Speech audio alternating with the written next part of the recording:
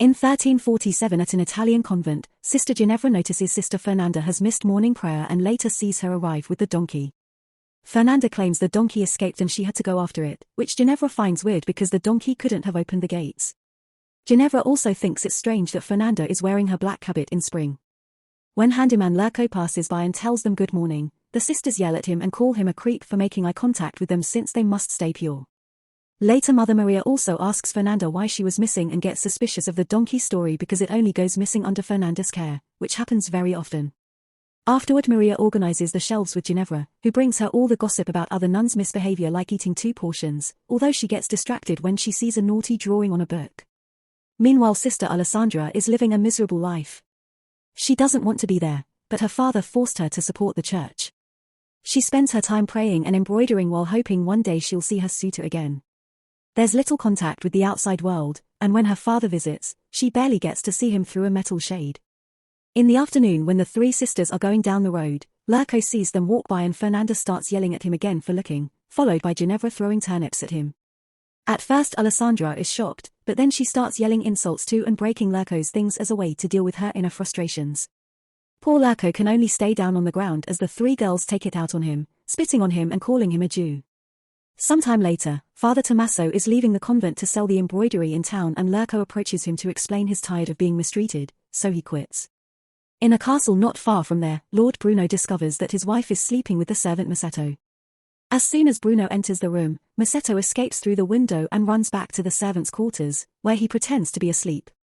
Bruno decides to cut a piece of Masetto's hair to identify him in the morning, not wanting to make a scene in front of the others. After Bruno leaves, Masetto uses the same knife to cut a piece of hair from every single servant in the room. The next morning, nobody understands what happened and Bruno can't do anything except tell everyone to get a proper haircut. Sometime later, Bruno's wife approaches Masetto, wanting to continue their affair. Masetto tries to ignore her, but she forces him to kiss her. This is seen by Bruno, who sends the guards to kill Masetto. Terrified, the servant immediately runs away and manages to lose the guards by entering the forest. Near the river he finds Tommaso, who instead of selling the embroidery, is gotten drunk and accidentally dropped all the fabrics in the water. Masetto helps him retrieve a few things and put the cart back together, so Tommaso thanks him by offering a place to stay the night. In the evening, they stay in Tommaso's shack and share some food and drinks. Masetto also uses the chance to confess his sins, and Tommaso is shocked to hear about some naughty acts he didn't know even existed. When Masetto says he wants to start over as a good man and that he's being chased, Tommaso gets an idea.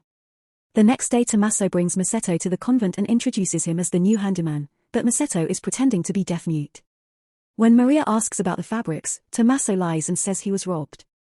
Masetto soon starts working and Ginevra and Fernanda immediately notice his presence, becoming very curious about him. Sometime later, Alessandra is trying to teach a new novice about the convent's routine, but Fernanda keeps blocking their way by pretending to sweep. While Alessandra demands an explanation, Masetto arrives to work on the wall and smiles at them. Fernanda immediately freaks out and grabs an axe to threaten him, thinking he's an intruder. Luckily Alessandra brings Maria, who explains things before it escalates.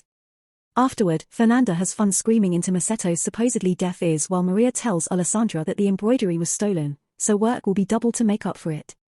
Alessandra now works with a quiet old sister, which only makes the whole situation more depressing.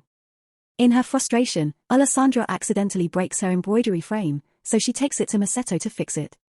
Fernanda and Ginevra watch her from afar, thinking it's suspicious Alessandra is meeting with a guy in private. While Masetto fixes the frame, Alessandra uses the opportunity to rant and cry about her situation, which Masetto finds annoying but he has to pretend he can't hear her. Later in the afternoon, it's time for confession. Ginevra is nervous and tells Father Tommaso that she ate a turnip from the garden without sharing before finally confessing she's been having impure thoughts. When it's Fernanda's turn, she tries to copy Ginevra's confession, so Tommaso has to scold her for spying on them and for missing the prayers with the same donkey excuse. However, Fernanda insists she has no other sins. That night, Fernanda helps her friend Marta sneak into the convent. They steal the mass wine and take it to Alessandra's room, where they convince her to get drunk together. They have so much fun that they get too loud and Ginevra comes over to complain, but they just drag her in and make her drink with them.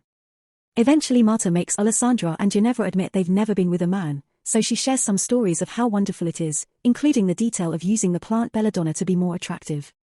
After Alessandra falls asleep, Fernanda and Marta start kissing and try to bring Ginevra into it. Ginevra protests, so Fernanda takes her to her room, only to end up spending the night together.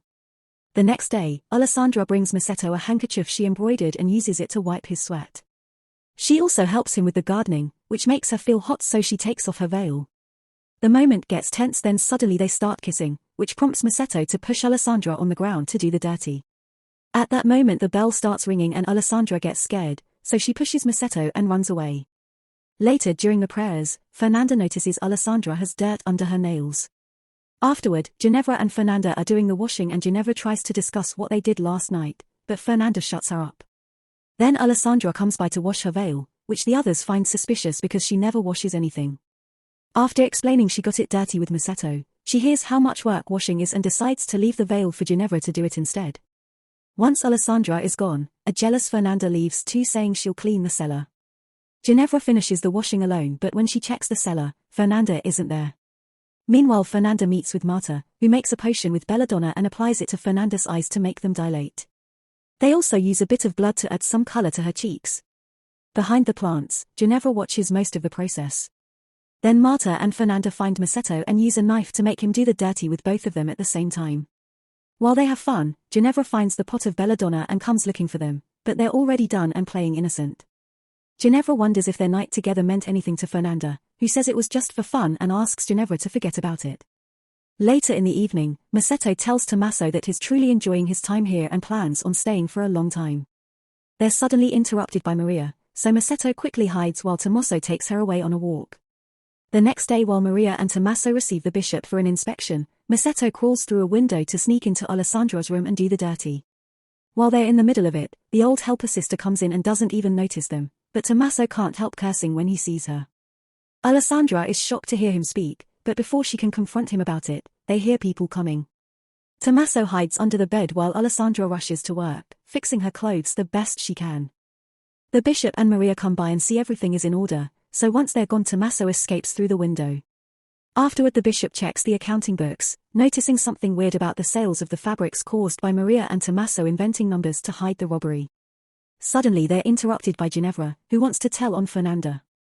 Maria immediately drags her away to talk in private, but she doesn't take Ginevra's stories of donkeys and alcohol very seriously.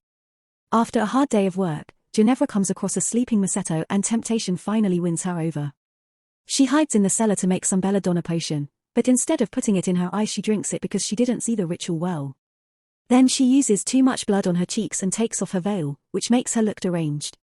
Meanwhile Alessandra confronts Masetto about his speaking, but they hear someone coming so Alessandra hides while Masetto pretends to be asleep.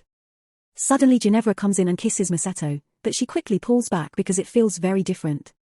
Thanks to the effects of the belladonna, Ginevra confesses the truth, she actually likes women, and she is Jewish. Then she hears someone humming outside and hallucinates it must be angels, so she rushes to hide in the same spot as Alessandra. Then Fernanda comes in wearing black and with a knife a hand, she ties Masetto's hands and blindfolds him before taking him away. Getting suspicious, Alessandra and Ginevra start to follow them, noticing Fernanda is taking the donkey to use the usual excuse later. They cross the forest for a few hours and by the time night falls, they finally discover the truth behind Fernanda's escapades. It turns out she's a witch, so she comes to the forest to meet with Marta and other witches. Now they're dancing around the fire with almost no clothes on and Masetto is being prepared for a fertility ritual. Delighted by what she sees, Ginevra takes her clothes off and runs to join the dancing while Fernanda sits on Masetto, ready to sacrifice him.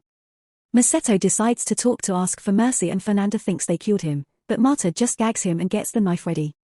At that moment the dancing stops when the witches finally notice Ginevra, who starts panicking and causing a scene because she's still under the effects of the belladonna. Marta tries to stop her but Ginevra attacks her, making them fall to the ground to fight.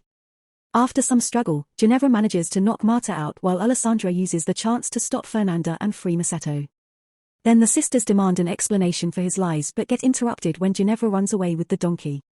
Moments later, Ginevra is back at the convent, where she starts yelling and pounding on every door to wake everyone up. The bishop finds her first and she starts telling everything she saw while he tries to calm her down.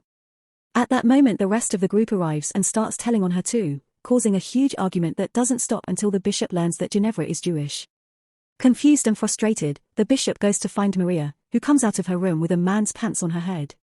Suddenly Masetto starts talking and everyone is in shock, so Tommaso comes out of Maria's room to announce it's a miracle.